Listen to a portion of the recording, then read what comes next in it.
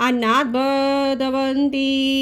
भूतानि पर्जन्यादन्न संभवः यज्ञात् भवति पर्जन्यो यज्ञः कर्म समुद्भवः कर्म ब्रह्मोद्भवं विद्धि ब्रह्माक्षर समुद्भवं तस्मात् सर्वगतः गतं ब्रह्म नित्यं यज्ञे प्रतिष्ठितम्। संपूर्ण प्राणी अन्न से उत्पन्न होते हैं। अन्न की उत्पत्ति वर्षा से और वर्षा यज्ञ से और यज्ञ विहित कर्मों से उत्पन्न होता है। अर्थात जो आप कर्म करते हैं यज्ञ विहित, तो उस कर्मों से उत्पन्न होता है यज्ञ। तो कर्म को वेद से और वेद को अविनाशी परमात्मा से उत्पन्न हुआ जान। अब यहाँ बताया है कि अन्न से संपूर्ण प्राणी उत्पन्न हो रहे हैं। यह प्रकृति में होता ही है। आप चाहें या ना चाहें, अनेक जीव हैं, अनंत जीव हैं, वो भी उत्पन्न होंगे ही होंगे जब उन्हें परिस्थितियाँ अपने अनुकूल मिल जाएंगी। तो अन्न से प्राणी उत्पन्न हो रहे हैं और अन्न की उत्पत्ति वर्षा से और वर्षा यज्ञ से हो रही है और यज्ञ विहित कर्मों से उत्पन्न होता है। तो कर्म को वेद से और वेद को अविनाशी परमात्मा से उत्पन्न हुआ जान। अर्थात कर्म वेदों से आते हैं और वेद अविनाशी परमात्मा से, जिनका कभी नाश नहीं होता, वह परमात्मा की बात हो रही है। तो सर्वव्यापी परमात्मा सदा ही यज्ञ में प्रतिष्ठित है। जो मैंने आपको अभी आज्ञा चक्र की बात की, जिसमें यज्ञ हो रहा है, प्रति क्षण आप यज्ञ में शामिल हैं प्रकृति के। इस प्रकृति को धारण करने के कारण आप प्रति क्षण यज्ञ कर रहे हैं। अब विचार कौन से प्रेषित कर रहे हैं तो वो आपके ऊपर निर्भर करता है। तो कृपया सही यज्ञ करें, अपने जीवन का सही लाभ लें। एवं परिवर्तितं चक्रम नानुवर्तयति यः अघायुरिन्द्रिया रामो मोघम पार्थ स जीवति। हे पार्थ, जो मनुष्य सृष्टि चक्र के अनुकूल नहीं, अर्थात अपने कर्तव्य का पालन नहीं करता, वह भोगों में रमण करने वाला पापी व्यर्थ ही जीता है। ऐसे व्यक्ति को पापी कहा गया है जो प्रकृति के अर्थात सृष्टि चक्र के अनुकूल नहीं है। जो नाश कर रहा है प्रतिपल, वह पापी है। प्रकृति का सर्वनाश करने वाला पापी कहा गया है क्योंकि वह सृष्टि चक्र को बाधित कर रहा है।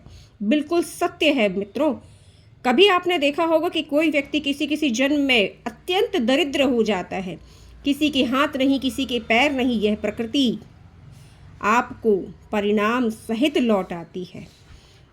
प्रकृति कोई भी चीज़ बाकी नहीं रखती। अगर आप घृणा फैला रहे हैं तो घृणा ही मिलेगी प्रत्येक जन्म में, और प्रेम फैला रहे हैं तो प्रेम ही मिलेगा।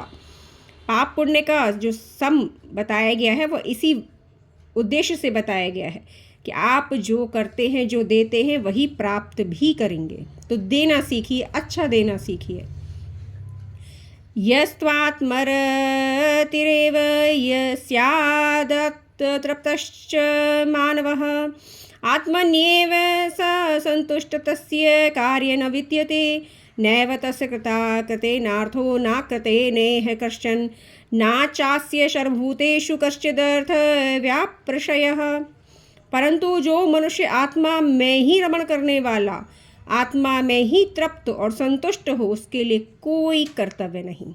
यह कब होता है मित्रों? जब आप साक्षात्कार कर लेते हैं, अर्थात स्वयं तक पहुंच जाते हैं, तब आपके लिए कोई कर्तव्य नहीं, कोई कर्म नहीं, कुछ भी नहीं फिर आपके लिए, क्योंकि आप देख लेते हैं कि आप प्रकृति से भिन्न हैं और यह मात्र देखने से ही होता है। अगर मैं आपको ये कह रही हूँ कि आप आत्मा में रमण करने वाले बन जाइए, तो आप बन नहीं पाएंगे। आप संतुष्ट हो जाइए तो आप निश्चित ही आप संतुष्ट नहीं हो पाएंगे। आपकी इच्छाएं भरपूर रहेंगी और पाखंड हो जाएगा। इसलिए स्वयं तक पहुँचने की यात्रा के मार्ग को अपनाइए। मैंने अपने कई वीडियोज़ में आपको वह मार्ग, प्राचीन मार्ग बतलाया है, वेदों के अनुसार मार्ग बतलाया, जहाँ से मैं स्वयं पहुँची हूँ, उस भक्ति के द्वारा पहुँची हूँ।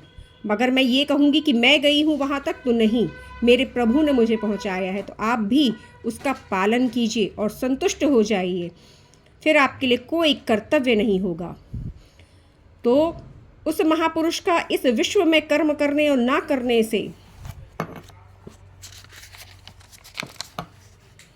कोई प्रयोजन नहीं रहता। संपूर्ण प्राणियों से भी उसका स्वार्थ का संबंध नहीं रहता। अब आपके लिए कोई कर्म नहीं, प्रकृति ने आपको छोड़ दिया, श्री हरि विष्णु ने आपको मुक्त कर दिया आपके संपूर्ण कर्तव्यों और कर्मों से जो जन्म जन्मांतर से चले आ रहे हैं। मानिए, तभी संतुष्टि और परम शांति प्राप्त होती है कि अब कुछ नहीं करना, अब कुछ प्राप्ति नहीं करना, अंदर पूर्ति संपूर्ण रूप से हो चुकी है। अब कोई कर्म बाकी नहीं, परम शांति है। ना तो किसी से मिलने का मन करेगा, बस स्वयं में ही आनंदित रहेंगे आप। यह भीतर का वह पूर्ण रूप से प्राप्त हुआ धन है जिसका वर्णन मैं अपने शब्दों में नहीं कर सकती, क्योंकि यह अनुभव गम्य है, अनुभव की बात है। प्रारंभ कीजिए, निश्चित ही आप भी वहाँ तक अवश्य पहुँचेंगे, क्योंकि जिस कार्य को संपादित किया जाता है उसका परिणाम निश्चित ही आता है। तस्मादसक्तः सततं कर्म कार्य कर्म समाचर, असक्तो ह्यचरन् कर्म परमाप्नोति पुरुषः।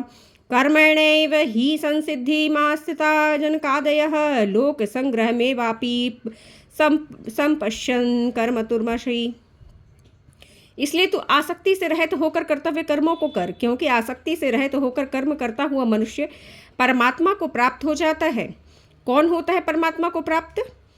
अर्थात जो आसक्ति रहित कर्म करता है, आसक्ति में नहीं बंधा, मोह में नहीं बंधा, ममता में नहीं बंधा है, वह बस अपना कर्म कर रहा है, निस्वार्थ निष्काम भाव से कर्म कर रहा है, वह परमात्मा को प्राप्त हो जाता है आयु पूर्ण होने पर। जनक आदि ज्ञानी जन भी आसक्ति रहित कर्म द्वारा ही परम सिद्धि को प्राप्त हुए थे। जनक कभी जंगल में जाकर तपस्या नहीं की। जनक ने आसक्ति रहित होकर ज्ञान के बाद अपना पूर्ण समर्पण के साथ कर्म किया। इसलिए तुझे कर्म करना ही उचित है। यद्यदाचरितै चरति श्रेष्ठस्तदेवेतरुजनः सा प्रयत्य प्रमाणम् कुरुते लोकस्तदनुवर्तते। श्रेष्ठ पुरुष जो आचरण करता है, अन्य पुरुष भी वैसा ही आचरण करते हैं। वह जो कुछ प्रमाणित अर्थात सही सिद्ध कर देता है, समस्त मनुष्य उसके अनुसार ही करने लगते हैं। इसलिए श्रेष्ठ आचरण की बात कही गई है संसार में, क्योंकि जिनकी बुद्धि कम है या जो आपका मान लीजिए आपको फॉलो कर रहे हैं, उनके सामने वैसा आचरण कीजिए ताकि वह अच्छा करें और अच्छा प्रकृति को दें। इसलिए कुछ लोग वीडियोस बनाते हैं प्रकृति का अच्छा करके, प्रकृति में सही कर्म फैलाकर, तो कुछ भी गलत नहीं है, क्योंकि आप उनसे प्रेरणा पाकर आप भी वैसा ही कर रहे हैं, तो वह निश्चित ही बहुत ही अच्छा कर्म है। बस निष्काम करें। ना मे पार्थास्ति कर्तव्यं त्रिषु लोकेषु किंचन नानवाप्तमवाप्तव्यं वर्त एव च कर्मणि। यदेह्यं न वर्तेयं जातु कर्मण्यतन्द्रितः मम वत्कर्मानुवर्तन्ते मनुष्याः पार्थ सर्वशः। देखिए मित्रों, मैं आपको कर्म कर्तव्य सब कुछ बता रही हूँ कि क्या करना चाहिए और क्या नहीं। वैसा ही आप करें, निश्चित ही आपको सफलता मिलेगी।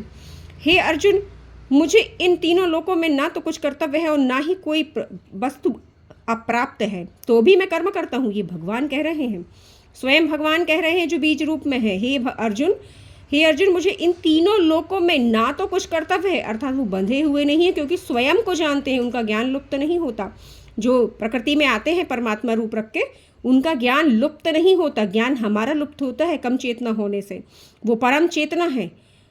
तो और ना कोई वस्तु अप्राप्त है, अर्थात कुछ प्राप्त करने योग्य भी नहीं है, क्योंकि सब कुछ उनका है।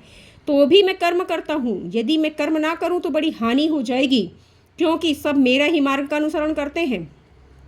समझ गए आप? क्यों परमात्मा के मार्ग का अनुसरण करना चाहिए। माला लेकर जंगल में नहीं घूमना है, या माला लेकर घर में नहीं बैठना है। कर्तव्य अनुसार कर्म करना है, आवश्यक कर्म करना है, अनावश्यक नहीं, और अनासक्त रहना है। उस धर्म को बढ़ाना है, धर्म बहुत आवश्यक है, तभी यह सब आगे बढ़ता है।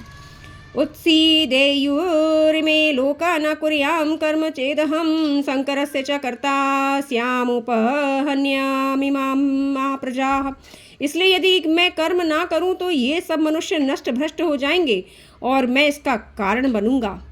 अर्थात ऐसा परमात्मा कह रहे हैं। हाल यद्यपि उनका कोई दोष नहीं होगा, कर्म आपका, जीवन आपका, दोषी भी आप ही होंगे, किंतु उन्होंने आपको राह बताई है कि कर्म कैसे करना है और क्या करना है, धर्म का पालन कैसे करना है, यह राह बताई है। तो वे देखिए कितने दयालु और कितने कृपालु हैं कि उसका पूरा आरोप अपने ऊपर लगा रहे हैं कि अगर मैं नहीं करूँगा तो मनुष्य नष्ट भ्रष्ट हो जाएंगे।